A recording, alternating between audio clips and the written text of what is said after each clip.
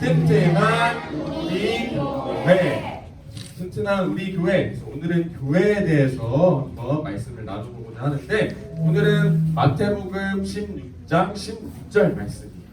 우리 말씀도 한번 큰 목소리로 읽어보는 거예요. 알겠죠? 네. 알겠죠? 네. 자, 준비 시작. 시몬 베드로가 대답하여 이르되 주는 그리스도시요 살아계신 하나님의 아들이시니라. 마태복음 16장 16절 말씀. 아멘. 좋아요. 자, 이게 어딜까요, 우리 친구들? 우리 교회다. 어디예요? 맞아요. 우리 친구들이 다니고 전도사님도 다니고 있는 은평성결교회 사진이에요. 어때요? 익숙하죠? 네. 이 건물은 아니지만 저기 건너편에 있는 빨간 벽돌 건물이에요. 우리 친구들 다 알고 있어요? 네. 다 알고 있어요? 네. 은평성결교회 맞아요. 여기 써 있어요. 잘 보면 써 있는데 은평성결교회 사진. 사진이 좀 오래돼서 그래. 자, 그런데 우리 친구들 왜 보여줬을까? 전도사님. 우리 친구들이 생각하기에 교회는 어떤 곳인 것 같아요? 우리 최현찬 하나님을 예배하는 곳, 또 예술이 하나님을 찬양하는 곳이래요. 또요, 한 명만 더 해볼까? 이런 건 어때? 재미있는 곳, 이런 것도 될 수 있고, 어떤 친구는 맛있는 걸 많이 주는 곳인 것 같아요. 할 수 있고, 그리고 또 어떤 친구는 멋쟁이 전도사님이 있는 곳이에요. 미안해. 멋쟁이 전도사님이 아닌가 봐요. 그런 곳이라고 할 수 있어요. 그런데 그러면은 우리 친구도 오늘 제목이 튼튼한 우리 교회였는데, 튼튼한 교회는 무엇일까요? 우와, 하나님이 지켜주시는 거예요. 훌륭한 대답이 나왔어요. 그냥 박수 한번 쳐줄까요?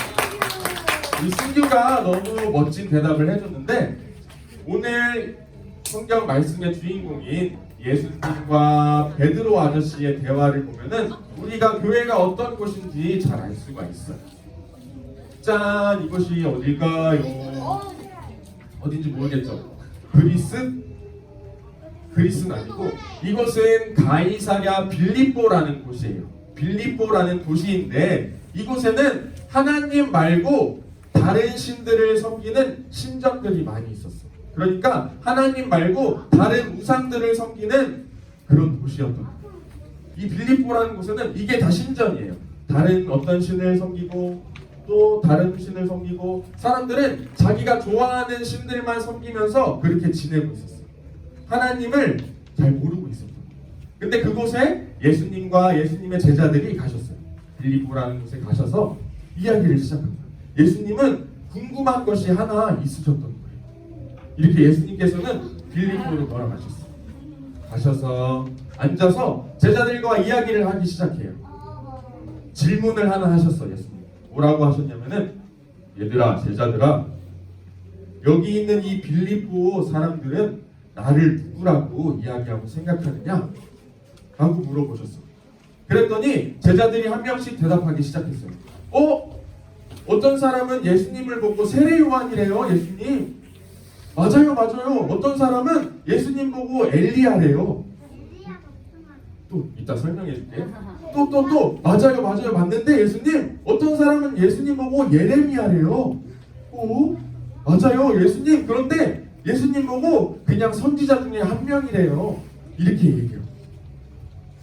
그런데 세례 요한이라는 사람은 예수님이 오시기 전에 회개를 하라고 사람들에게 외치면서 예수님이 오실 것을 이야기하고 예수님에 대해서 가르쳤던 사람이에요.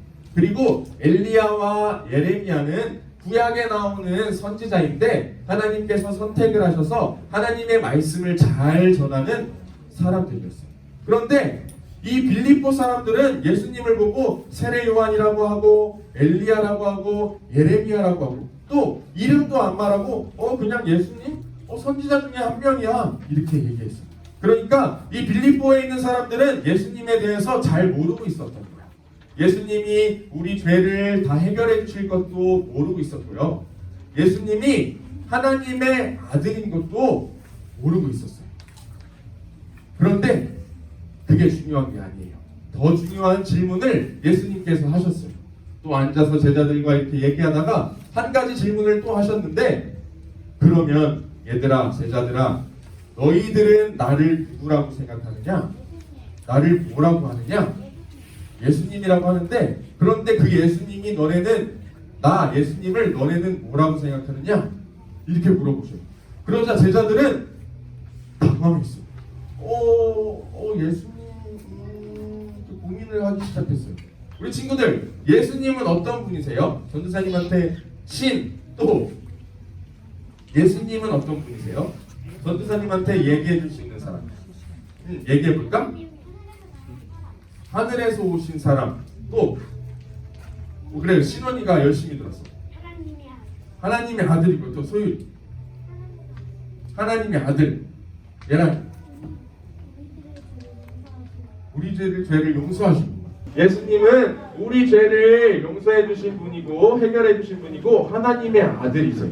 우리 친구들은 이렇게 손을 번쩍번쩍 들고 잘 대답했는데, 예수님께서 이 질문을 했을 때 제자들은 계속 고민을 합니다.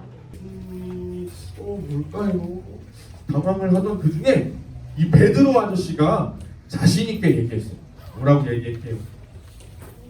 뭐라고 얘기했을까? 오늘 말씀에 답이 있는데 이렇게 이야기했어요.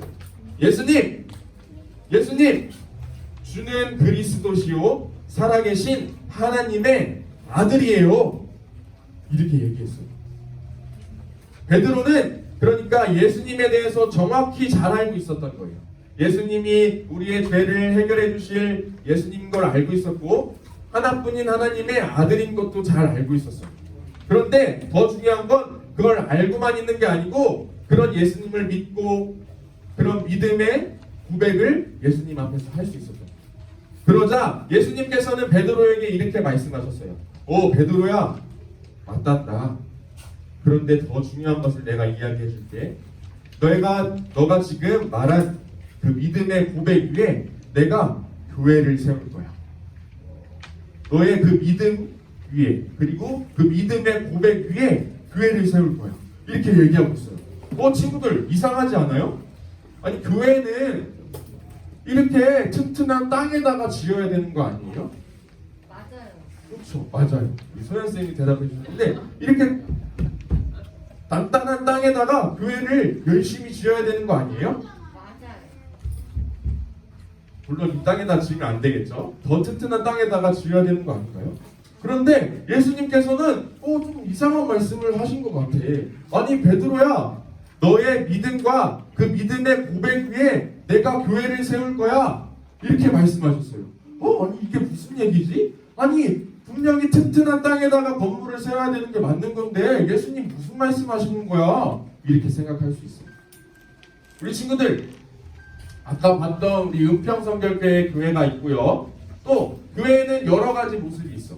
저기 옆 동네만 가도 우리 교회랑은 다른 모습을 하고 있는 교회들이 많아요. 그리고 옛날에는 이런 교회들도 있었대요. 그리고 이런 모습을 하고 있는 교회도 있고 이런 모습을 하고 있는 교회도 있어요. 그러니까 이 튼튼한 땅 위에 세워져 있는 교회 건물은 어떤 모양을 하든지 상관이 없는 거예요. 교회가 크던, 교회가 작던, 예쁜 모양을 하고 있던, 조금 낡은 모양을 하고 있던 상관이 없어요. 건물의 모양은 중요하지 않은 거예요. 어떤 건물이든 교회의 건물은 될 수 있어. 그런데 중요한 것이 한 가지가 있대요. 예수님에 대한 믿음과 그 믿음에 대한 고백 위에 교회를 세워야 튼튼한 교회가 될 수 있대요. 이게 무슨 말일까? 우리 친구들, 성경에서는 예수님을 보고 모퉁이돌 또는 모퉁이의 머릿돌이라고 이야기하고 있어. 예수님이 교회의 모퉁이돌 또는 교회의 모퉁이의 머릿돌이래요. 그런데 이 모퉁이돌이 무슨 말일까? 아는 친구 있어요? 땅에 있는 거? 또 모퉁이돌이 뭘까요? 건물에 있는 거. 옛날에는 집을 지을 때 이렇게 지었대요. 이 모퉁이돌은 여기에 있는 커다란 돌인데 어떤 건물을 지을 때 4개의 모서리에 있던 그런 돌이었대요. 근데 이 돌이 왜 중요하냐면 이 돌이 있어야 튼튼하게 점점 건물을 높이 쌓아갈 수도 있고, 이 돌이 있어야 다른 돌들을 이어주는 역할을 할 수도 있고, 이 돌이 있어야 무거운 무게를 버틸 수가 있대요. 어때요? 이 모퉁이 돌은 건물을 지을 때 중요한 것 같아요? 안 중요한 것 같아요? 엄청 중요해요. 중요한 것 같아요? 안 중요한 것 같아요? 엄청 중요해요. 맞아요. 만약에 우리 친구들 생각해 볼게. 이런 건물을 짓는데 이 모퉁이 돌 없이 건물을 짓는다고 생각해 볼게. 건물이 튼튼하게 점점 높이 쌓아갈 수 있을까요? 아니요. 없겠죠. 그러면 또 한 가지 생각해 보면 좋겠어. 만약에 아주 멋있게 세워진 건물이 있는데 전도사님이 몰래 가가지고 밤마다 하나씩 이 모퉁이 돌을 하나씩 빼오는 거야. 하나 빼오고 또 몰래 밤에 가가지고 이쪽 모퉁이 돌을 빼오고 그러고 또 빼오고 그러면 어떻게 될까요? 다 없어지겠죠. 마지막 것까지 전도사님이 뺐어. 어떻게 될까요? 무너져 버리겠죠. 맞아요. 무너져 버리고 말 거예요. 그런데 우리 친구들, 예수님께서 이 모퉁이 돌과 같은 분이래요. 교회에 모퉁이 돌이 예수님이래요. 이게 무슨 말일까? 그러니까 교회를 세우기 위해서는 예수님이 빠지면 안 된다는 거야.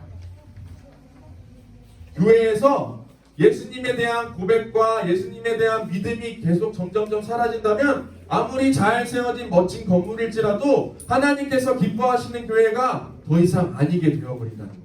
그리고 우리 친구들 열심히 교회를 다니고 있고 또 영상으로 열심히 예배드리는 친구들이 있지만 교회에 그냥 재밌다고 왔다 갔다 맛있는 간식 먹었네? 또 집에 가야지. 다음 주에는 어떤 간식을 줄까? 또 가야지. 그냥 이러고 다니기만 하고 예수님에 대해서는 생각도 하지 않고 예수님에 대한 믿음도 없고 예수님에 대한 이야기를 우리 친구들 입으로 이야기하지 않는다면 교회는 튼튼한 교회가 될 수 없어요. 튼튼한 교회가 될 수 없어요. 그래서 예수님께서 베드로에게 이렇게 말씀하셨던 거예요. 베드로야, 나에 대한 그러니까 예수님에 대한 그 믿음과 믿음의 고백 위에 내가 내 교회를 세울 거다. 이렇게 말씀하신 거예요.